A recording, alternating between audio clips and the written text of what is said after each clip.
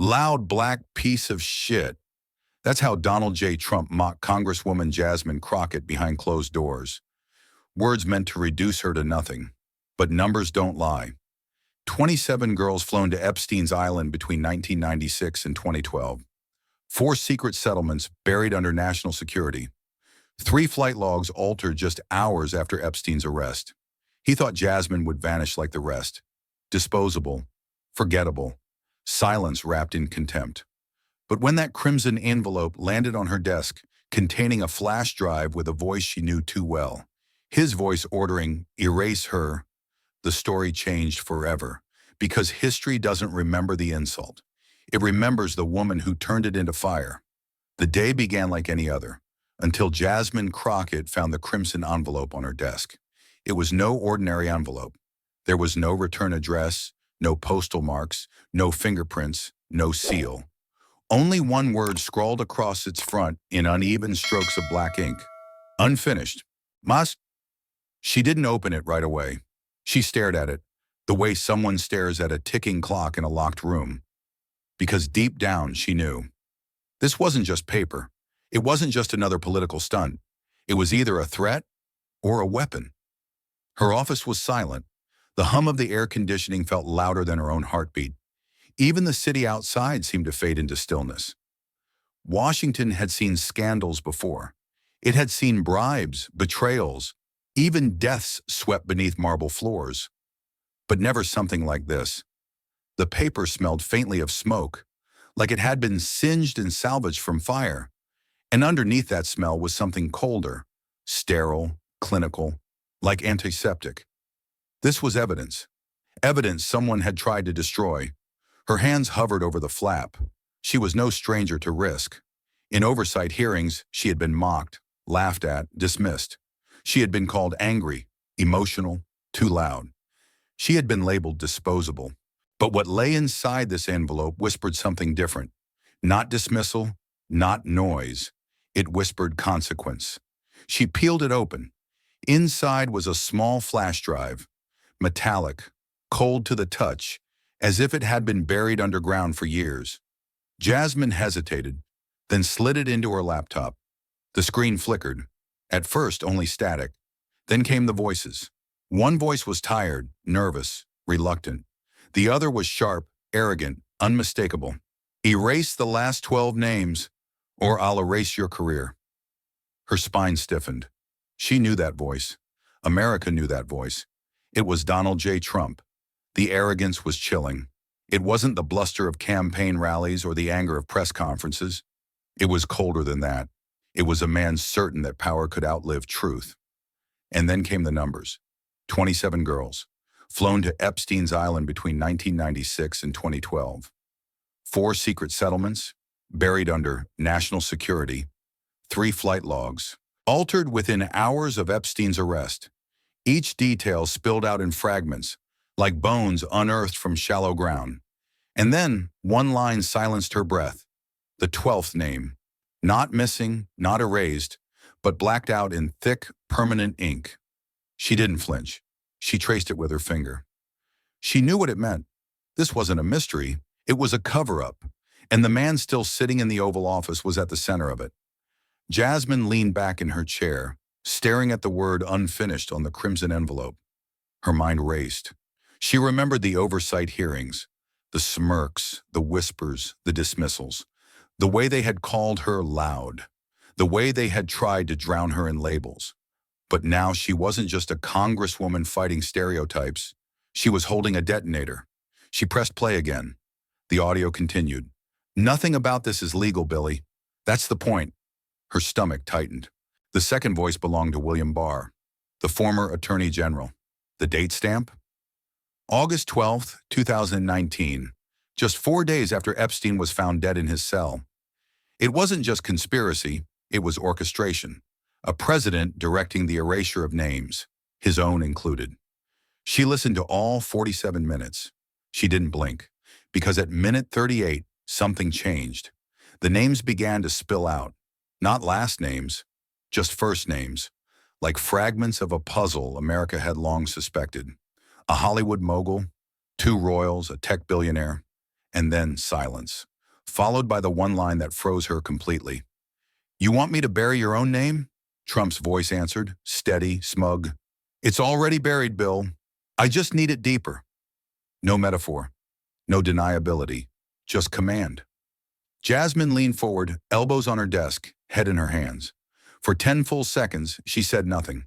Her fingers hovered over the pause key, but her mind was far away, back to every insult, every smirk, every time they told her she was temporary. She smiled, tired but unbroken, because the envelope was right. The story wasn't finished. Not by him, not by anyone. Jasmine Crockett stood up from her desk. She slipped the flash drive into a padded evidence case, then reached for her phone. By midnight, she was on a secure call with the House Oversight Subcommittee. Her voice wasn't loud. It wasn't emotional. It was calm, precise, unshakable. "I have reason to believe that the sitting president of the United States not only had financial and personal ties to Jeffrey Epstein, but actively ordered the concealment of names, including his own, through unlawful directives to the Justice Department." Silence on the other end. Then a single voice answered, low, careful, almost afraid. "Congresswoman Crockett, do you have this in writing?" Jasmine glanced at the crimson envelope, then at the flash drive. Her answer was steady. "No, I have it on tape." The words echoed in her own ears like a verdict.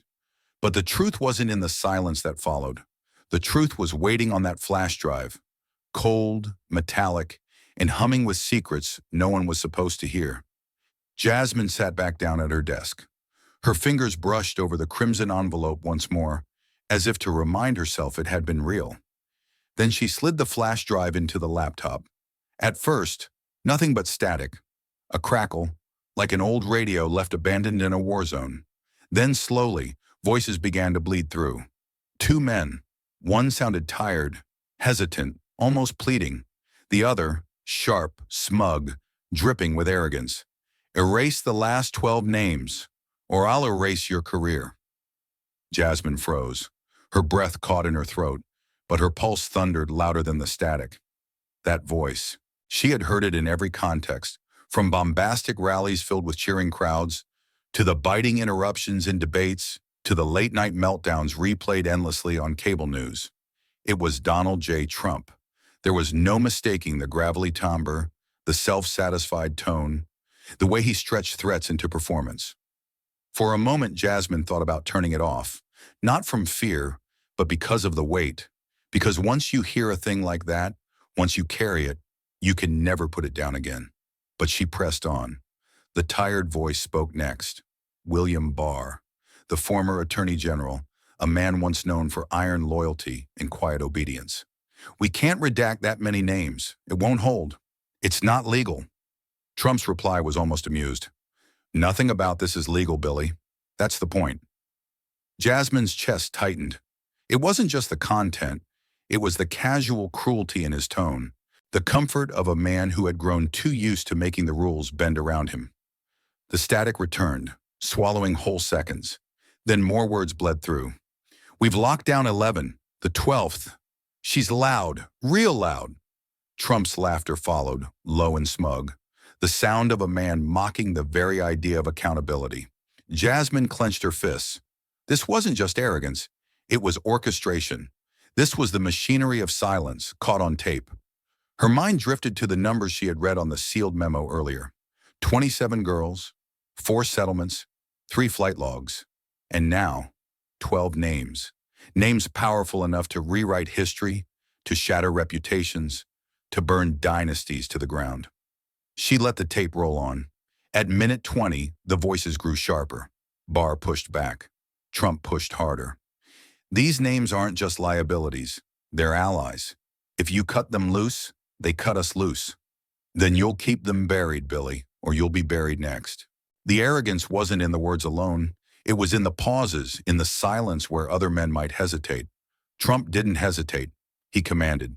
He expected obedience. And Barr hesitated. You could hear it in his breathing, the weight in his voice, the struggle between conscience and survival. By minute 38, the room in Jasmine's office felt smaller, tighter, as though the air itself was listening. She leaned closer to the laptop screen, her eyes locked on the flickering audio waveform. Then came the names. Not full names, first names only. Spoken in a weary, reluctant tone. A Hollywood mogul, two royals, a billionaire with his empire built on silicon and secrecy. Each word was a dagger pulled from a wound America had never dared to look at. And then the pause. Barr's voice trembling. "You want me to bury your own name?" Trump's reply, slow, deliberate, heavy with smugness. "It's already buried, Bill. I just need it deeper." Jasmine's breath left her body. Her hands trembled, not with fear, but with fury. This wasn't a hint. This wasn't implication. It was confirmation. The President of the United States wasn't just connected to Epstein's empire of exploitation. He was protecting himself, ordering his own name erased from history.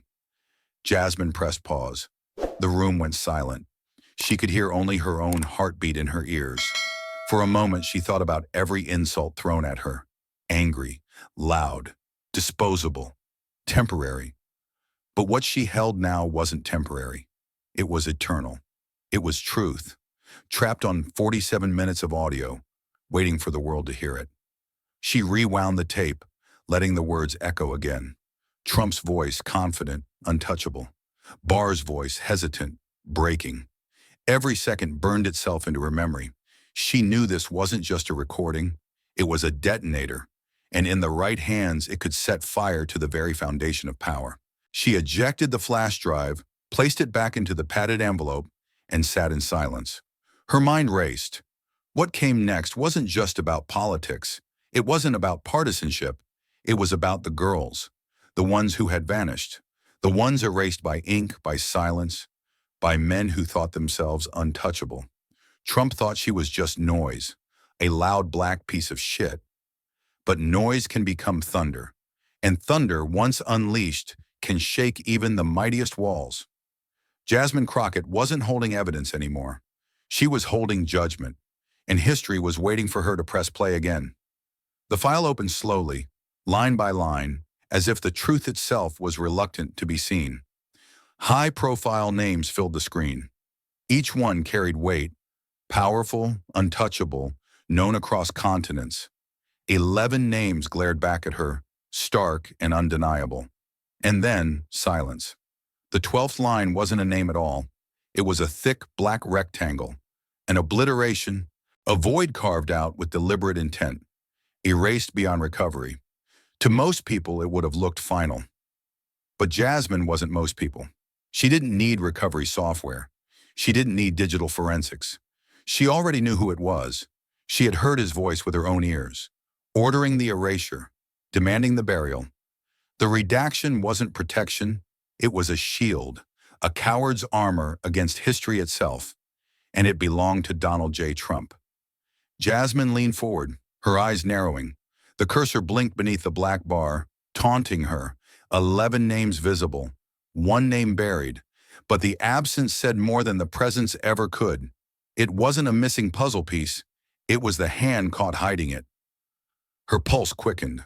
The weight of the erased name pressed against her chest like a stone. Each of the visible names told a story. She whispered them under her breath, one by one. A royal prince, a media mogul whose empire shaped American households for decades, a tech billionaire worshipped as a visionary, a Wall Street giant with power over millions of pensions. Each name was a pillar of power, untouchable until now, and still the 12th line loomed larger than all the rest combined. Her mind replayed the audio. "It's already buried, Bill. I just need it deeper." It was him. She could feel it. She could hear the arrogance, the certainty. Jasmine closed her eyes. She thought about the girls, the 27 flights that never should have taken off, the 4 settlements sealed under national security, the 3 altered flight logs rewritten like cheap fiction, all threads pulling back to this single blacked-out name. Her jaw tightened. How many had been silenced so this rectangle could stay dark? How many lives erased so one man could keep pretending innocence? She reached for her pen and drew a line under the redacted name.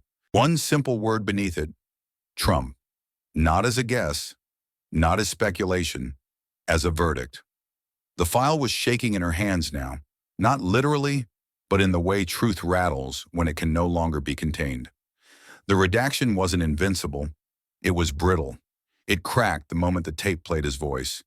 Jasmine pushed back from her desk, pacing across the room. Her heels struck the floor like a drumbeat of defiance.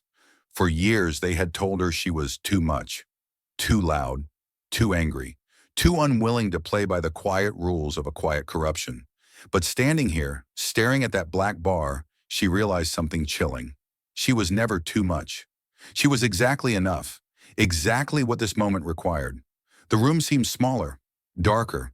The shadows on the walls stretched long, as if the ghosts of the silenced were gathering to watch. She whispered to them, almost involuntarily, "I see him. I see what he did. I won't let him erase you." Her throat tightened, but she didn't cry. Tears were too small for this. This wasn't grief. This was fury refined into clarity. She sat again, clicking through the file, absorbing every visible detail. Dates, locations, payments.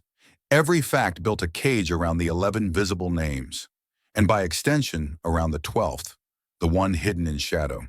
The arrogance of it all struck her again. He truly believed a rectangle of black ink could hold back history. That silence could substitute for innocence. But silence, Jasmine knew, has a sound of its own. It echoes. It points to what was meant to be hidden.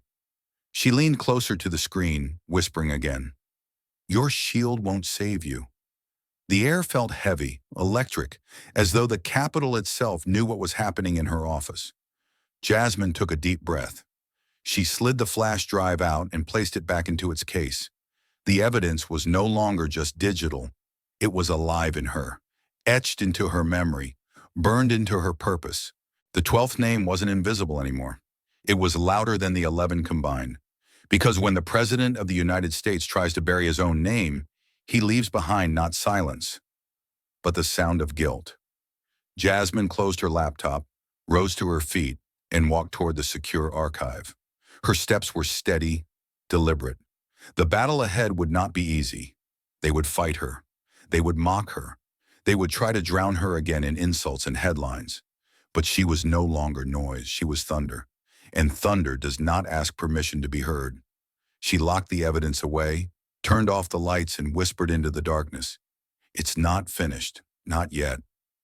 And somewhere across town, in a gilded office filled with mirrors and lies, Donald Trump had no idea that the shield he trusted most was already shattering. Most politicians would have called a press conference. They would have rushed to cameras, leaking sound bites, chasing headlines, eager to turn evidence into spectacle. But Jasmine Crockett wasn't most politicians. She knew the machine she was up against, and she knew spectacle was their weapon, not hers. So instead of lights, she chose shadows. Instead of microphones, she chose silence.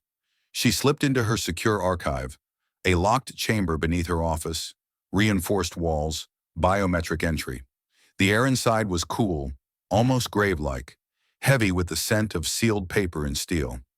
She pulled 3 files from the cabinet. Not just any files. Files she had kept hidden from colleagues, waiting for a moment when they would matter.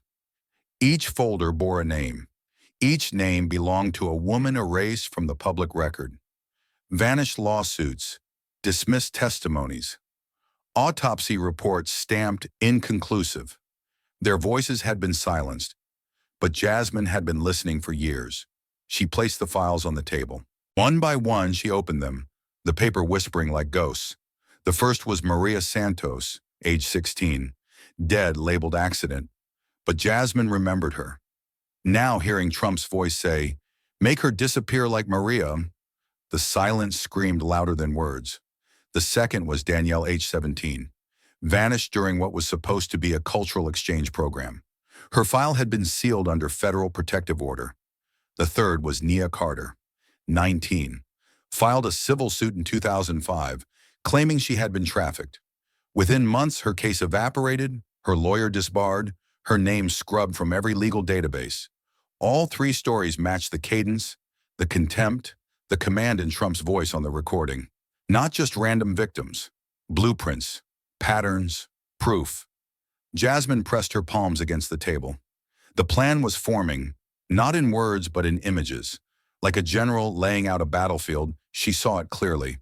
The red envelope wasn't the end. It was the beginning. If Trump had a shield, she would dismantle it piece by piece. Not through noise, not through fury, through precision. Blueprints for war are never drawn in speeches. They're drawn in silence.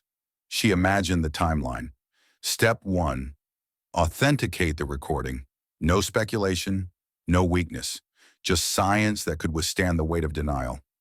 Step 2. Connect the erased names to living witnesses. Not politicians, not talking heads, survivors. Step 3.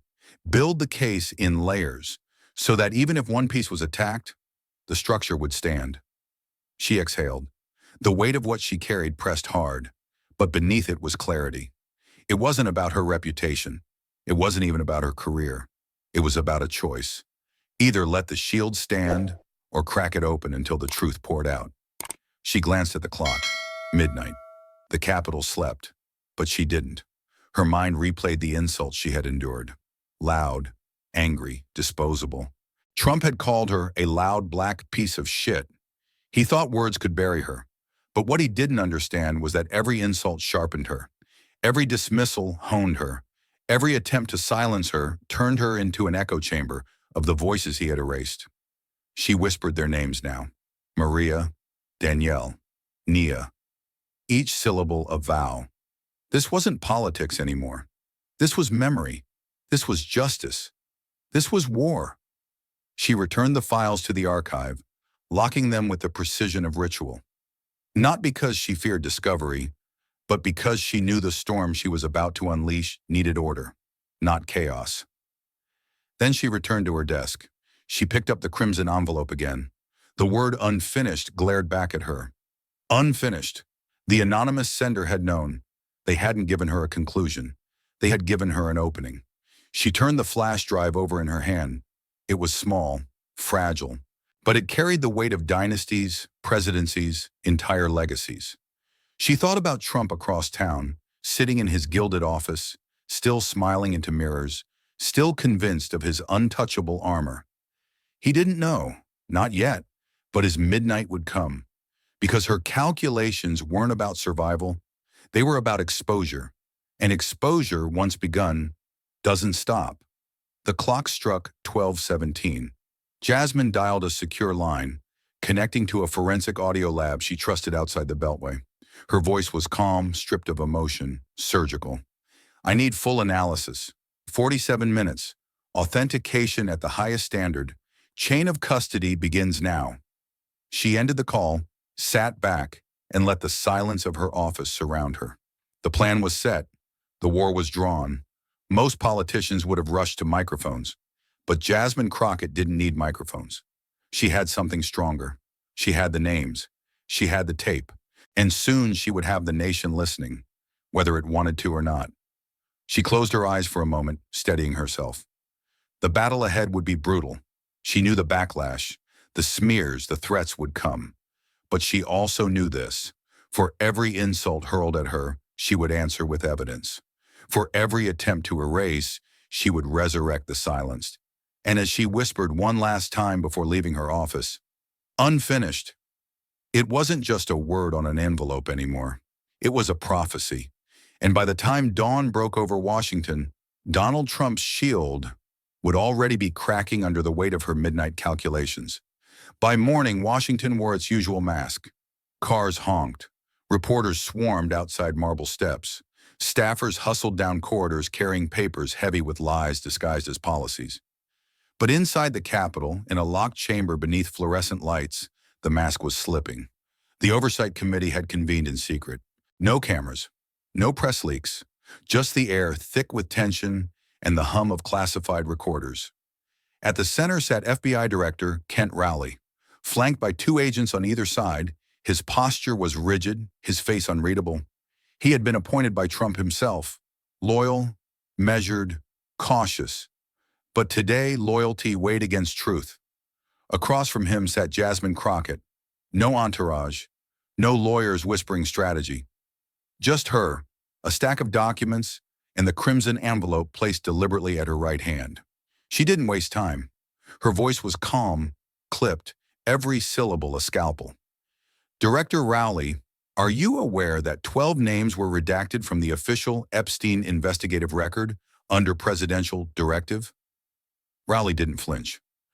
I am aware certain names were withheld under grounds of national security and international relations.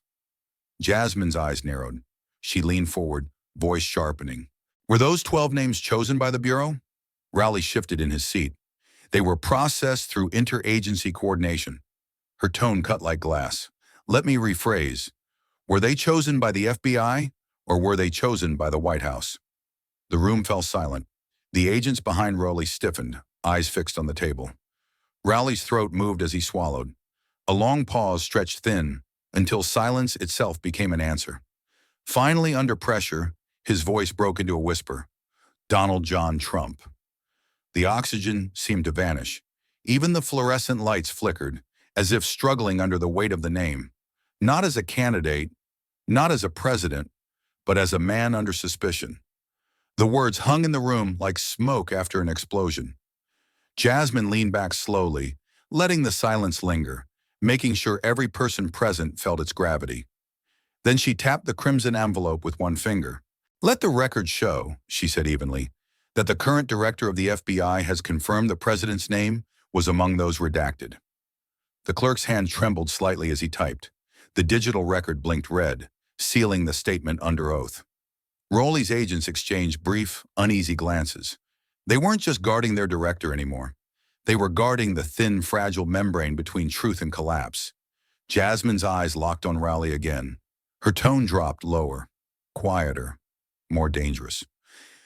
Did you know the president personally ordered those names removed? Rowley's nostrils flared. His gaze darted to counsel seated behind him. Counsel gave a slow, imperceptible shake of the head. Don't answer. But Jasmine wasn't waiting for permission.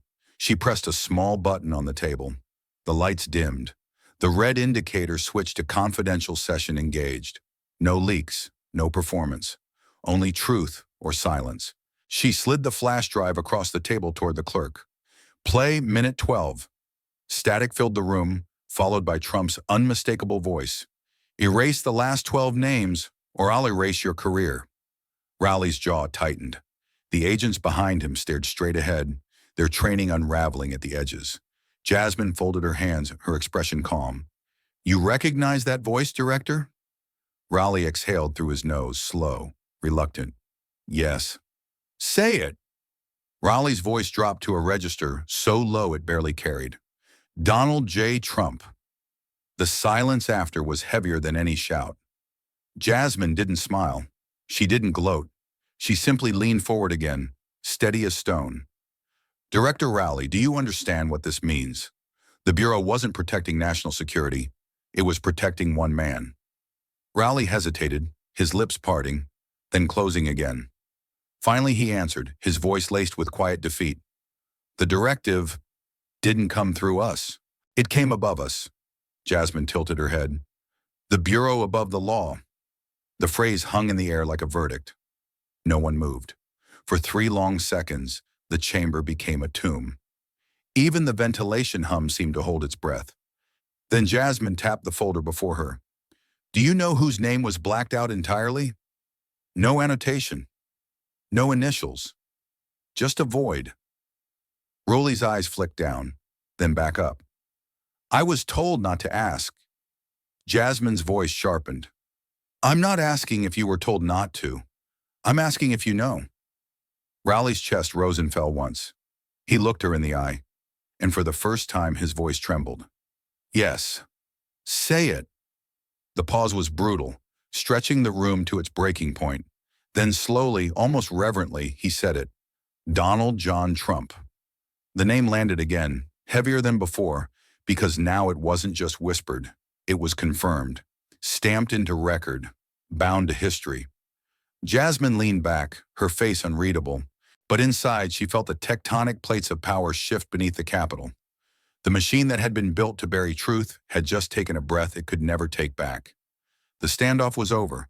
The war had begun, and wars don't stay locked behind doors. They leak. They burn. They find their way into the bloodstream of a nation starving for truth. The hearing went public by order of law.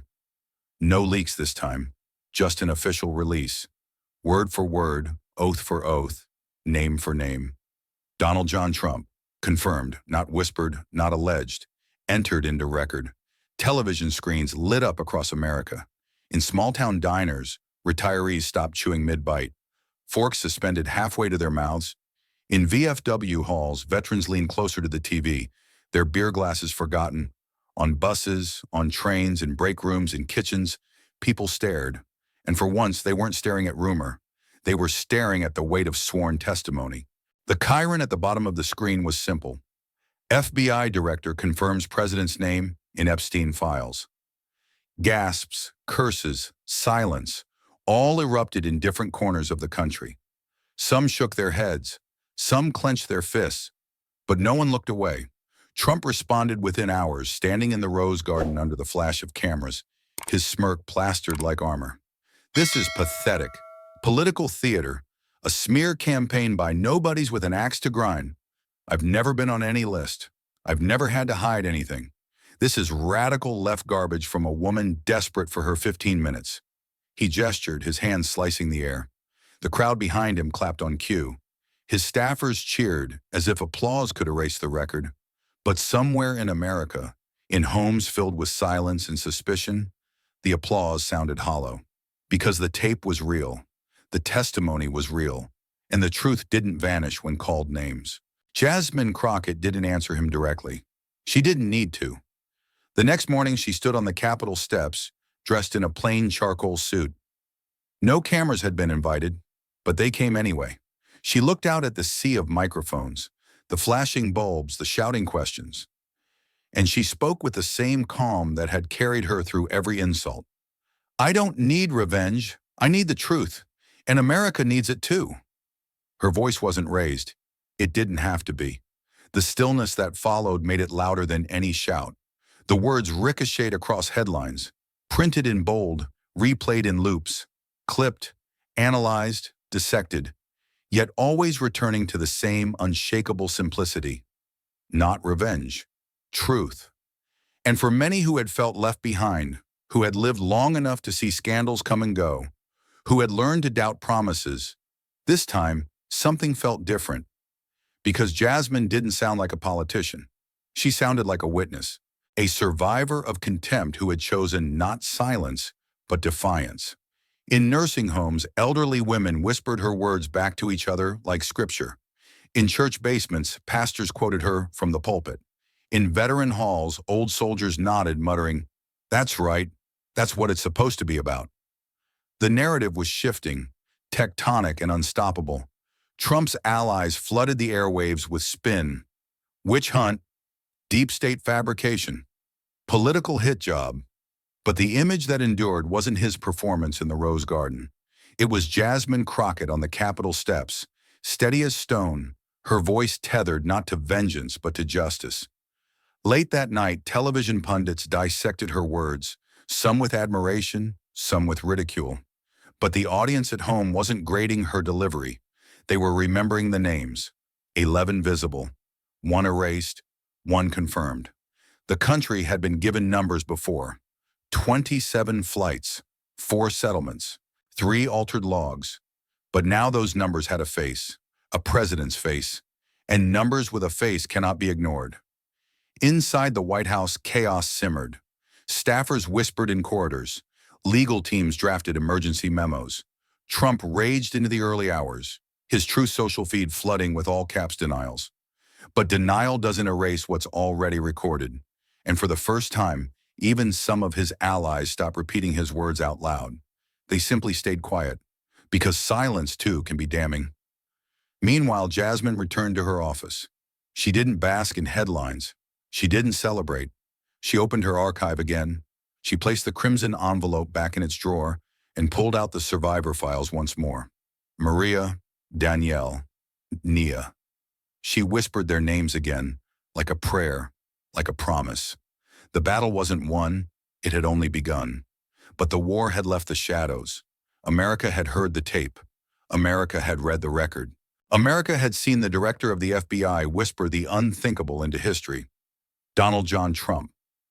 And as Jasmine stood by her window, watching the Capitol dome glow in the night, she understood something with chilling clarity. The insult that had tried to bury her was gone. The truth had survived. And once truth finds its voice, no amount of power can make a nation unhear it. But Jasmine Crockett wasn't finished. She knew the tape was only the first crack in the wall. To bring the whole structure down, she needed proof that could not be brushed aside as rumor, politics, or theater. And that proof came in the form of flight logs. 3 dates, 3 flights, each one departing from Teterboro Airport in New Jersey. Each one landing at Little St. James, Jeffrey Epstein's island of secrets. On paper, those logs had been altered. Hours after Epstein's arrest, entries had been tampered with. Passenger lists rewritten. Details blurred into bureaucratic fog. But buried within the raw digital archives, Jasmine's team of forensic analysts uncovered the originals. Unedited. Undeniable. She carried them into the committee chamber like weapons wrapped in manila folders. No theatrics, no dramatics. Just truth, sharpened to a blade. The room buzzed with whispers as she placed the documents on the projector. The first log appeared, January 4th, 2010. A flight from Teterboro to Little St. James. The manifest listed a single VIP code, DJT. At the time, Donald Trump had been publicly photographed in New York City, smiling at a charity gala. But the timestamp on the log didn't lie. Nor did the security footage Jasmine revealed next. Grainy, time-stamped, taken from an airport camera. Trump boarding Epstein's jet, his tie loosened, his profile unmistakable. Gasps rippled through the chamber. Some hands instinctively covered mouths. Jasmine didn't pause. She pressed forward. The second log. May 23, 2011. Same route, same manifest. This time, a satellite image appeared on the screen. The jet descending over the Virgin Islands, a red baseball cap visible in the window as figures disembarked. No faces, just silhouettes. But the cap, the build, the timing, it was enough to slice through plausible deniability. Again, whispers filled the air. Some whispered his name. Others whispered, it can't be. Jasmine's eyes never wavered. The third log, October 17th, 2012. A direct match between Epstein's jet schedule and a canceled Trump appearance in Manhattan. The excuse had been illness, but the photographs said otherwise. A luxury SUV waiting on the tarmac at St. Thomas. License plate traced directly to the Trump organization's fleet. 3 dates, 3 flights, 3 lies. Jasmine stepped back from the podium.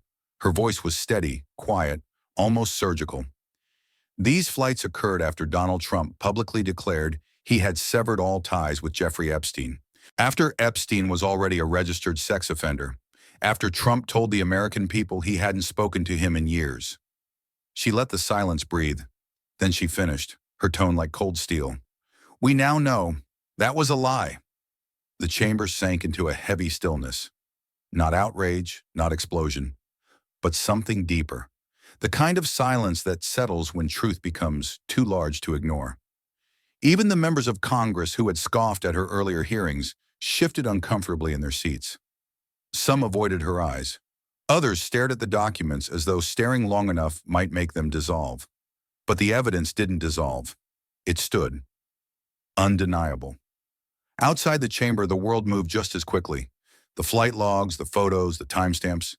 They spread across networks, across social media, across whispers in diners and living rooms. Veterans who had once defended him shook their heads in disbelief. Grandmothers who had endured decades of being silenced leaned closer to their televisions, murmuring, finally. Trump's response came swiftly, as it always did. From the East Wing, surrounded by flags and cameras, he denied everything. I never took those flights. I never visited that island. This is a smear job. Doctored photos, fake logs, deep fakes. It's political fiction cooked up by an angry woman and her radical allies. He sneered, leaned forward, jabbed a finger at the cameras. She's desperate. She's angry. She's loud. And she's lying. The words echoed his old insults, sharper now, spit with venom. But Jasmine didn't answer him. She didn't need to, because truth has a way of defending itself once it's visible. The flight logs were visible, the photos were visible, the lies were visible. And America, for the first time, was beginning to realize that the man who had promised to drain the swamp had flown 3 times to the filthiest island on earth. Jasmine returned to her office as the storm raged outside. She placed the evidence in her archive, locking it behind reinforced steel. Her reflection stared back at her in the glass case. Not the caricature they had painted of her, but the woman who had survived every attempt to silence her. She whispered again the same vow she had spoken nights before. I see you. I hear you. I won't let them erase you. And as the city outside braced for the fallout, Jasmine Crockett understood something chilling. The logs weren't just proof of travel. They were proof of betrayal. And betrayal, once revealed, doesn't fade. It spreads. It corrodes. It consumes. Trump had called her loud, but the evidence she carried was louder. And now, it was echoing across a nation that could no longer pretend not to hear. Yet Jasmine Crockett wasn't finished. Not even close, because the flights proved presence. But presence alone didn't explain the machinery that had moved bodies like cargo. The system had to be traced. The funnel that dressed itself in charity, in hope, in benevolence. And that funnel had a name, Hope Sanctum. It had been sold to America as a beacon, a scholarship program for underserved girls of promise, a humanitarian banner draped in smiling faces and carefully staged photographs. Millions of dollars raised, millions more laundered through shell accounts and offshore subsidiaries. Jasmine's evidence told a different story. Not one of scholarships, but of transport. Not one of education, but of exploitation. She carried the files into the hearing chamber like an executioner's axe. Bank records, wire transfers, visas stamped under educational exchange. The numbers hit first, $93 million. That's what flowed through Hope Sanctum's accounts over 5 years.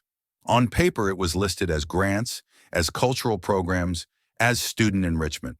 In reality, it was a laundering machine feeding Epstein's pipeline. The silence in the chamber was suffocating as Jasmine laid the documents out. Wire transfers from a Cayman subsidiary to travel agencies in the Virgin Islands. It wasn't speculation, it was logistics. Then came the image. She clicked the remote. The screen behind her flickered. A photograph appeared. A 14-year-old girl named Marissa, standing awkwardly in front of a small private jet, clutching a backpack too big for her shoulders. She was smiling, but it was the uncertain smile of a child told to pose, not the free joy of innocence. And just behind her shoulder, barely visible in the corner of the frame, was a red tie, a man's torso, a sliver of his face turned away. It didn't need a caption. Everyone in the room recognized it. Donald J. Trump. The nation's stomach dropped. You could feel it. Not outrage, not denial. Something worse. A hollow sinking in the chest. Because innocence should never share a frame with power's shadow. Jasmine's voice didn't waver. She was told she had won a scholarship to study art in France. Instead, she was flown to St. Thomas. She never set foot in a classroom. She clicked again. Another slide appeared. Documents. Travel records. A student visa signed by Hope Sanctum officials. 3 weeks later, she was gone. Her body was found 8 months later in Florida. Unclaimed. Unanswered. The silence was so complete it became sound. The sound of reckoning. Jasmine turned from the screen to face the chamber. This is not charity, this is not hope. This is logistics for predators disguised as humanitarian aid. Her words sliced like a scalpel. She didn't shout. She didn't weep. She delivered. Because delivery was enough. The reaction outside was instant. Television screens replayed the image of Marissa on loop. News anchors stumbled over their words, their voices cracking. In living rooms across America, parents clutched their daughters tighter. In nursing homes, elderly women whispered, "That could have been any of us." The numbers couldn't be spun. $93 million. 27 girls traced through the program. 3 vanished entirely. The math was louder than politics. Trump responded within hours. He stood behind a podium, flags billowing, cameras flashing. "This is disgusting. Fake photos, fake numbers, a hoax designed to smear me. Hope Sanctum was a beautiful charity. It helped children. This is radical left trash from a nobody congresswoman. He smiled the same rehearsed smirk as his staff clapped behind him. But for the first time, the applause didn't sound triumphant. It sounded forced, hollow, because somewhere in the minds of those watching, the image lingered. A girl with a too large backpack, a man with a red tie, half hidden in shadow. Jasmine didn't respond directly. She didn't have to, because truth once seen doesn't require commentary. That night, candles appeared on courthouse steps in 3 cities. Photos of Marissa, printed from television stills, taped to poster boards. Not protesters, not partisans, just people holding vigil for a child who had never asked to become evidence. Jasmine returned to her office in silence. She placed Marissa's file beside Maria's, Danielle's, Nia's. The names were no longer ghosts. They were testimony. They were witnesses through absence. She stood by the window, watching the Capitol glow against the night. Her chest was heavy, but her resolve was iron. Hope's sanctum had promised dreams. Instead, it had trafficked despair. And despair, once unmasked, becomes a weapon of its own. Jasmine whispered into the night, as though speaking to Marissa herself. You were told you want a future, but I promise you this. You will not be forgotten. The city outside slept uneasy. The country braced for what came next. Because the photo was more than evidence. It was a mirror. And America had just seen its reflection in the face of a 14-year-old girl standing in front of a jet she never should have boarded. But the storm was only deepening. Because evidence can shake the ground beneath power, but confession can shatter it completely. The next item Jasmine Crockett carried into the chamber wasn't a flight log, or a bank transfer, or a photo. It was thinner, lighter, but heavier than them all.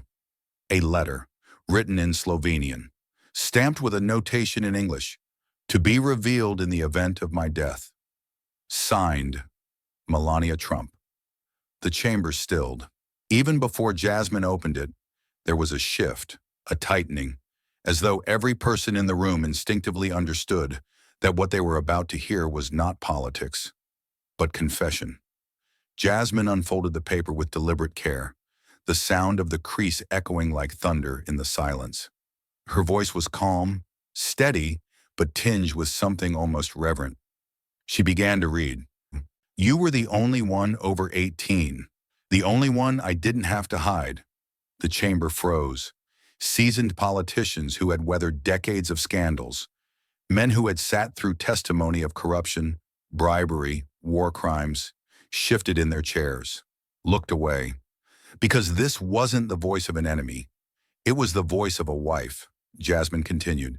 He once told me, in that voice he uses when he forgets I am a person, that I should be grateful, because I was the only one old enough to remember, the only one who could be paraded, not hidden. Gasps broke the silence. A senator coughed into his hand, trying to cover his own discomfort. An aide dropped a pen, the sharp clatter echoing like a gunshot in the stillness. But Jasmine didn't pause. She read on. They told me I was paranoid, that I was imagining things, that national security meant I was not allowed to ask who those girls were, or why they appeared, or why they cried when they thought no one was watching. Seferi. The words trembled on the page, elegant handwriting masking raw fear. It was the sound of a woman who had lived in gold-plated rooms, surrounded by mirrors, yet suffocated in silence. Jasmine lowered the page for a moment. Her eyes scanned the faces before her. Even the most hardened partisans could not meet her gaze. Then she raised the letter again, her voice unflinching. I was told my duty as First Lady was to smile, decorate, and let the machines move. The machines, that is what he called it. And I was expected to stay silent because silence kept the machine alive. The phrase landed heavy. The machines. Cold. Mechanical. Inhuman. The chamber felt colder now, as if air had been sucked from the room. The words carried more weight than any accusation. They carried recognition. This wasn't rumor. This wasn't partisan. This was testimony from the only person who had slept beside him while the machine churned. Jasmine reached the final paragraph. Her voice slowed, sharpened, every word a blade. If I die by accident or illness or anything they call natural, please know this. No silence is worth surviving if it protects the thing that nearly killed you. You will know when it is time, when the world is asking questions and I'm not allowed to answer. That is when you hand this over. Jasmine folded the paper gently as though holding something fragile, sacred. Then she placed it down on the desk in front of her. The silence that followed wasn't just silence. It was grief. It was shame. It was recognition that the gold of the White House had been painted over rot. For a moment, no one moved, not even Jasmine. She let the words hang in the air until they became unbearable. Then she looked directly into the cameras. "This," she said softly, "is not an enemy speaking. This is not the voice of politics. This is the voice of a woman. And sometimes the voice of a woman can pierce deeper than any investigation." Across America, televisions flickered as her words carried into homes.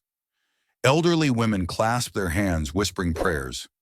Veterans shook their heads, muttering, "Machines, God help us."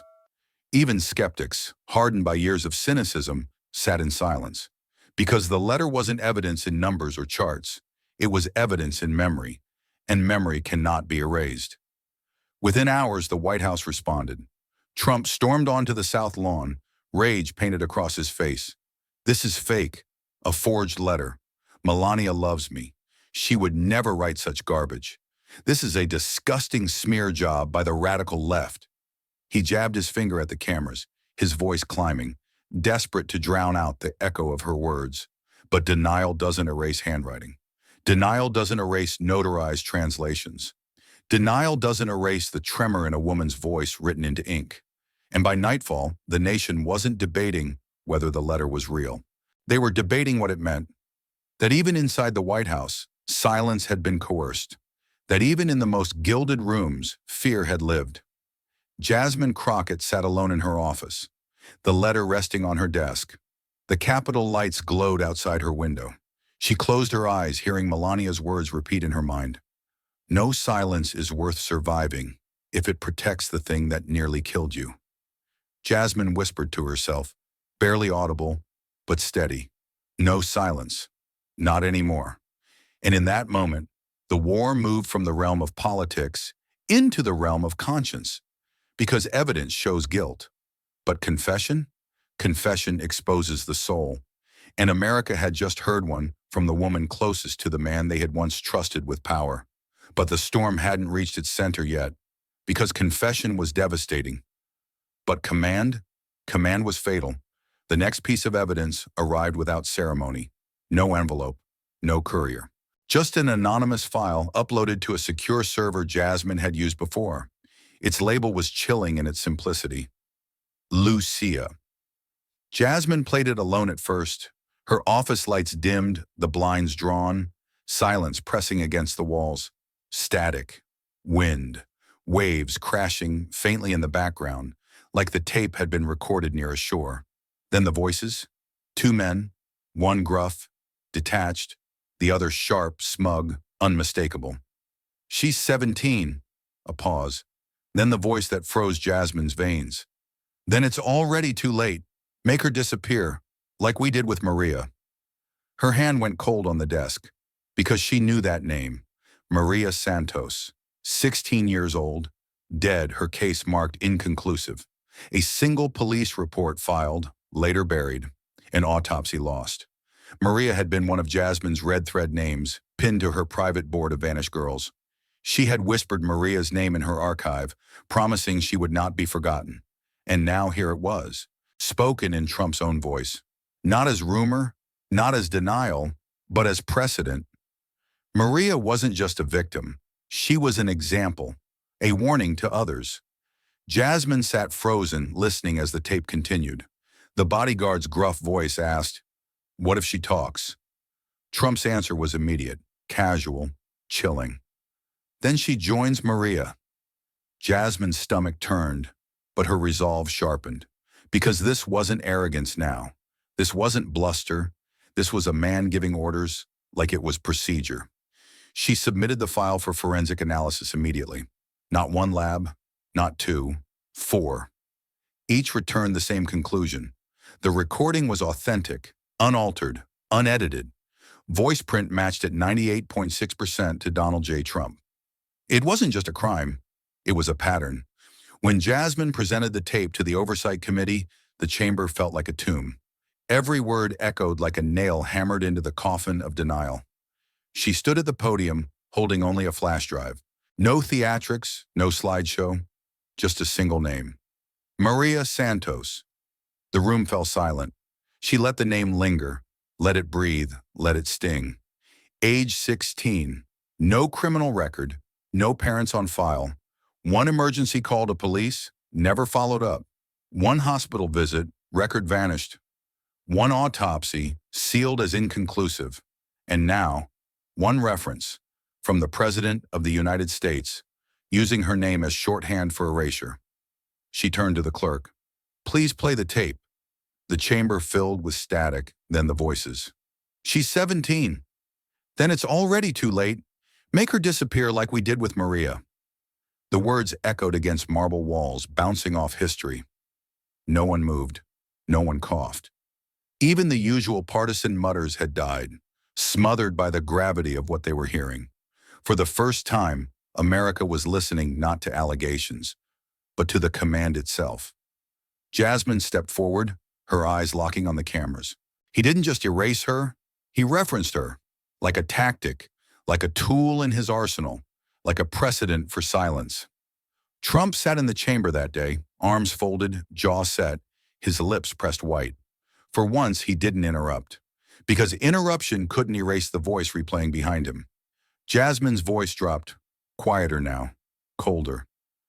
Lucia was 17. She thought speaking up might save her. Instead, her name joined a list of girls who vanished when their words got too close to power. The clerk stopped the tape. The silence that followed wasn't absence. It was presence. The presence of a truth that no one could unhear. By midnight, the tape had spread across every network. News anchors didn't analyze. They simply played it, again and again. Make her disappear like we did with Maria. 14 words that buried denials deeper than any press conference ever could. Veterans in VFW halls shook their heads, muttering, "God damn." Mothers in kitchens clutched their daughters tighter. Elderly women whispered, "I remember being told to stay quiet too." Maria's name trended across the nation, not as a victim erased, but as a witness reborn. Trump responded, "Of course. The tape is doctored. Fake. Another deep fake from the radical left. I don't even know who Maria Santos is." But denial couldn't erase the tremor in his voice when he said it. And it couldn't erase the chorus rising outside. Because the name Maria Santos was now painted on cardboard signs, whispered in candlelit vigils, etched in permanent marker on courthouse steps. For years, Maria had been a statistic. Now she was a story, and stories don't vanish. Jasmine returned to her office late that night, exhausted but unbroken. She stood before her archive, opening the drawer where Maria's file lay. She placed the flash drive inside, her hand lingering on the folder. Her whisper was steady, like a vow. They tried to make you disappear, but tonight you are louder than all of them. And somewhere beyond the Capitol walls in homes across America, Maria Santos lived again. Not as a ghost, not as a file, but as a name carved into the nation's conscience. And yet, even Maria's resurrection was only the shadow of what came next. Because names could wound, voices could damn, but images could scar. The file arrived in a nondescript brown envelope. No address, no sender. Just a USB stick, slipped beneath Jasmine Crockett's office door at dawn. Its label was chilling, the Amber Room. Jasmine hesitated before pressing play. The screen flickered, colors dim, sound crackling like the feet of a hidden camera. The frame opened to an opulent chamber inside Epstein's estate, walls lined with amber panels, chandeliers dripping crystal, a grotesque parody of royalty. In the center stood a girl, no older than 15, her hair damp, her body bare, trembling. And then, the song, the opening notes of the national anthem, sung through sobs. Her voice quivered, breaking, but she sang because someone told her she had to. The camera shifted slightly, capturing the audience. Two men, half in shadow. One leaned forward in a leather chair, sipping from a crystal glass, the ice clinking faintly as he smirked. Donald J. Trump. The room around Jasmine went cold. Her throat locked, her stomach twisted, but she forced herself to keep watching. Because evidence demands witnesses. Trump sat reclined, his expression detached, amused, like a king watching a grotesque performance staged only for him. When the girl faltered on the final line, his voice broke the silence. Again. The command was casual, almost bored. But to Jasmine, it carried the weight of a nation's betrayal. She shut the laptop, her chest heaving. Then she reopened it. Because this wasn't about her. It was about the girl. It was about every girl. When the video surfaced in committee, the chamber didn't stir. It convulsed. Staffers turned away. Reporters wept silently into their notepads. Even members of Congress who had shielded Trump shifted in their seats, pale, hands gripping the desk as if to keep from collapsing. Networks tried to ban it. Producers claimed it was too explicit, too horrific. But forensics proved it was real. The footage was authenticated by 3 independent labs. Time-stamped, unaltered, undeniable. The image hit America like a thunderclap. Not rumor, not spin, not testimony. A picture, a song. A man in a red tie sipping crystal, while a child begged through melody for it to be over. Across the nation, flags came down, not in protest, not in disrespect, but in grief. In front yards, in small towns, in city blocks. Americans lowered their flags to half-staff, not waiting for a proclamation. VFW halls draped their banners in black. Schools fell into silence during morning announcements. Administrators, too, shaken to recite the pledge. Because how do you pledge allegiance to a symbol you've just seen desecrated in the most grotesque of ways? Trump raged, of course. He stormed onto cameras, face red, words slurred with fury.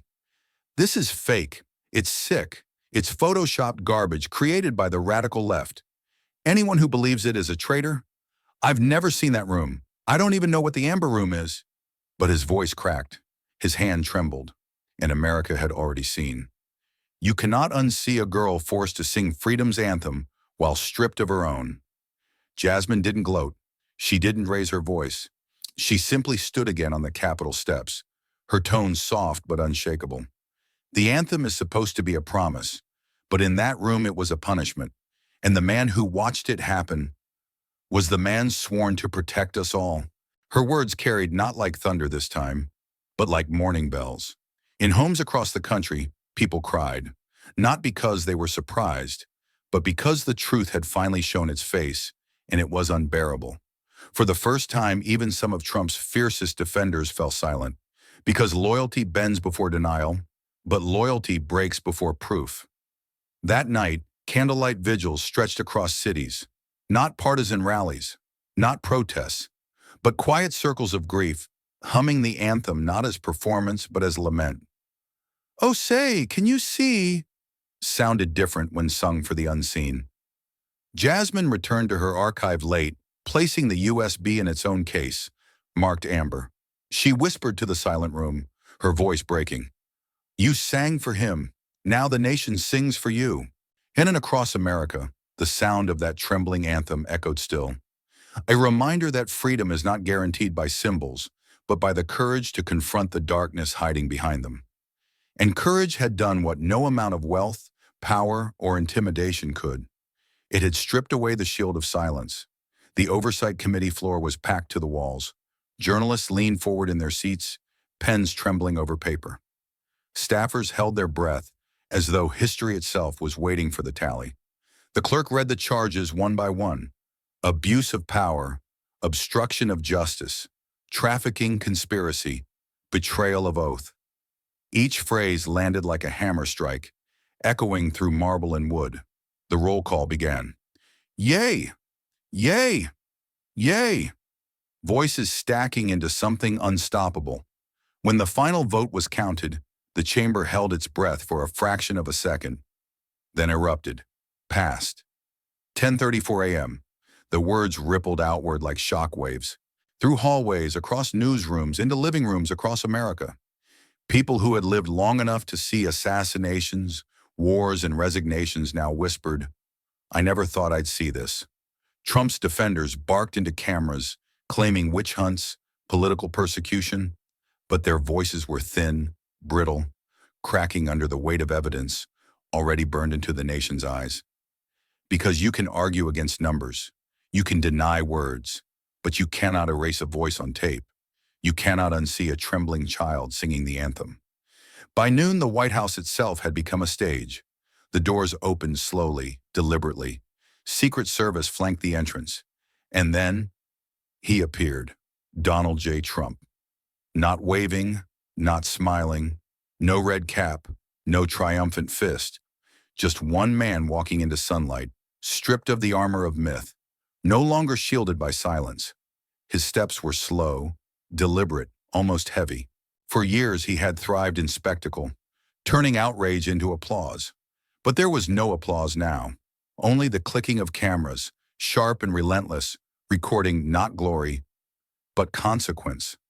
America watched in silence, not cheering, not jeering, just watching. Because history had shifted, and everyone knew it.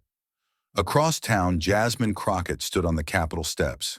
The cameras turned to her, waiting for a speech, a declaration, something fiery to match the gravity of the day. But she gave them only 12 words. He ruled like no one could touch him until truth did. The simplicity was the power, the restraint was the verdict. No victory laps, no self-congratulation. Just the reminder that this wasn't about her. It was about the nation. It was about the names too long erased. Maria, Marissa, Lucia, and the countless others whose files lined her archive. No longer ghosts but witnesses. The reaction across America was unlike any headline-driven moment before. In diners, forks clinked against plates as people looked at each other, stunned not by surprise but by relief. In schools, teachers explained to wide-eyed students that truth is slow, but it arrives. In churches, pastors wove sermons around one phrase, until truth did. By evening, the world responded. Foreign capitals released statements of solidarity. Allies who had once flinched from America's hypocrisy now spoke of its courage to face itself. The flags that had come down in grief the night before were raised again, not in triumph, but in resolve. Because lowering them had meant sorrow. Raising them now meant responsibility. In her office, Jasmine sat before her archive one last time. The folders, the flash drives, the red thread board that had consumed her nights for years. She touched each file, whispering the names softly, as if tucking them to rest. You are not erased. You are not forgotten. You were the reason truth walked into the light. She closed the cabinet, locking it not as a burial, but as a testament. The war had been fought not with armies, but with evidence. Not with guns, but with voices that refused to stay buried. Outside her window, the Capitol glowed against the night sky. The city was restless, scarred, grieving, but it was alive, and it was listening. For Jasmine Crockett, the fight wasn't about power. It never had been. It was about memory, about refusing to let silence be the final word. And now, as she looked out over Washington, she knew one truth more than any other. Power can terrify, wealth can corrupt, silence can kill, but truth endures. And when truth finally strikes, even the mightiest fall. In the end, the tale was never just about one man's fall or one woman's courage. It was about the truth, that fragile, stubborn force that waits in silence until someone dares to lift it into light. We are reminded that power built on silence will always crumble, but voices raised for justice carve paths no cruelty can erase. And perhaps the greatest lesson is this. When we refuse to look away, when we choose integrity over comfort, we become guardians, not of symbols, but of one another. If this story made you pause, don't just move on. Let it linger. Share it. Speak it aloud. Truth is only as strong as the voices willing to carry it. Like comment and send this to someone who still believes justice belongs in daylight. Subscribe to Harrison Stories, where silence is broken and shadows don't get the last word. Hit the bell, because the next chapter won't be gentle. It'll be raw, and it may forever change how you see power. This is a fictional dramatization, born from real patterns of injustice and real acts of courage. Any resemblance to people or events is either coincidental or a mirror held up for reflection. Thank you for watching. Because justice isn't granted, it's demanded. This is Harrison Stories.